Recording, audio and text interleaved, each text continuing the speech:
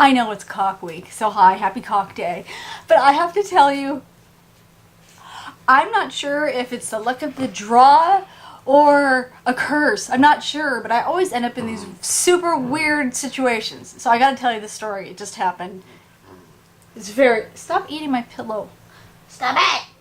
I was going to the grocery store, and as I'm walking into the grocery store, there's this older girl, like late teens, early 20s, like right in between that age, and she's on the ground crying and crawling. She's just like crawling and like sobbing, ah! And I'm looking going, what the hell? And I look over to the side, and there's like a bunch of suitcases that have been tossed out, and I'm like, oh fuck, great, because I can't like leave her. I've got to help. So I walk over to her, and there's all these people standing around, right, just watching her. And I go up and I start trying to talk to her and stuff. And this is her story. She's from Brazil. Her boyfriend is an American. She's like 20, I guess, and he was 30. Well, they got in a fight today, and he packed her bags, put the bags in the car, took her to a town that she doesn't know. She didn't know our town. Tossed her bags to the curb, tossed her out of the car, and she was begging him not to leave her. I heard this from some of the people that were witnesses. Begging, don't leave me. And he took off, and she was like this kid on the cement in a foreign country. So I'm talking to her, I'm going, okay, all right, do you know anybody in America? Do you have any family? Do you have any friends? Do you know anybody? And she didn't know anybody.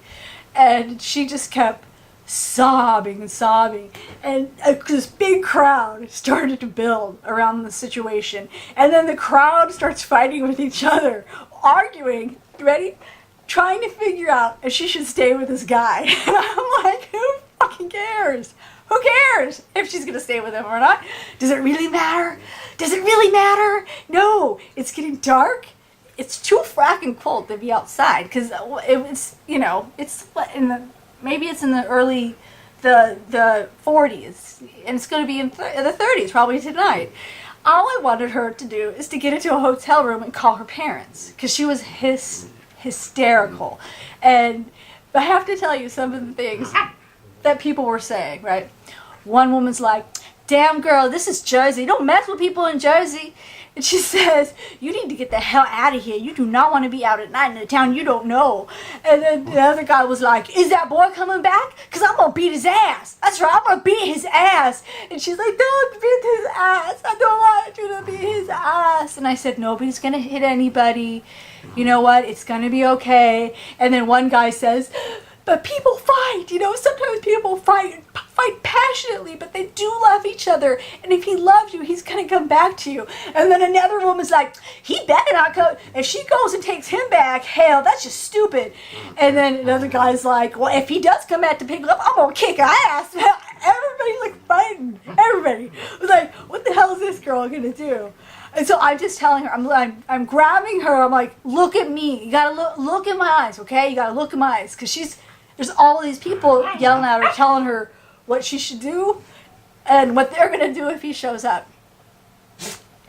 And New Jersey people are crazy. I swear this one woman was like, you ain't never going to mess with somebody from New Jersey because we will seriously kick ass. And it's true, because you don't, maybe I'll discuss, you know, what New Jersey does to you, because I used to be very passive.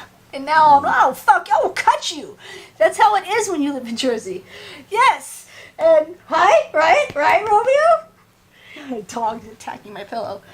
Anyway, so, so I'm looking at her, I'm like, okay, you're going to listen to my rules right now. You're not going to listen to anybody else, okay? Are you listening to me? And she was like, yes, I'm listening to you. She's so tiny. And I said, first of all, I'm getting a taxi for you. I'm sending you to a hotel. You're going to go into that hotel room and you're going to call your parents. Can you call your parents? And she's like, yes, I can call my parents. You know, she's like all. And I said, okay, so you're going to call your parents. I said, you are not going to commit suicide tonight. Do you hear me? Because I didn't know her, and she was so gone with like being emotionally distraught and abandoned. You don't, you know, you never know what somebody can do in that frame of mind. And I said, you're not going to take any pills tonight. You're not going to drink tonight. And I was like giving her these rules. And then like one of the women was like, and you ain't going to call that man tonight. No, you are not going to call that boy. And I'm like, she can call him if she needs to later. But right now she needs to get somewhere safe. So I get her in a cab.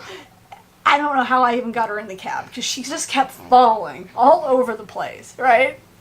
And I was just, so I said to the taxi driver, you know, can you take her somewhere safe? I told her where I wanted her to go, and luckily there was an employee of the grocery store that I know, and he was sitting in the back seat. And then there was another woman in the back seat who spoke Spanish, so they'll be able to communicate with her to get her in there. So I hope she's in that damn hotel. I hope that she's in there safe. But I swear to God, I walked into the grocery store, and one of the guys came up to me and he said, did she go in the taxi? And I said, yeah. And he said, I want that guy to come back. I want to kick his ass. You don't do that to a woman. People are crazy out here. Crazy. And I know they're probably crazy town where you live. But I live in crazy town. Crazy town.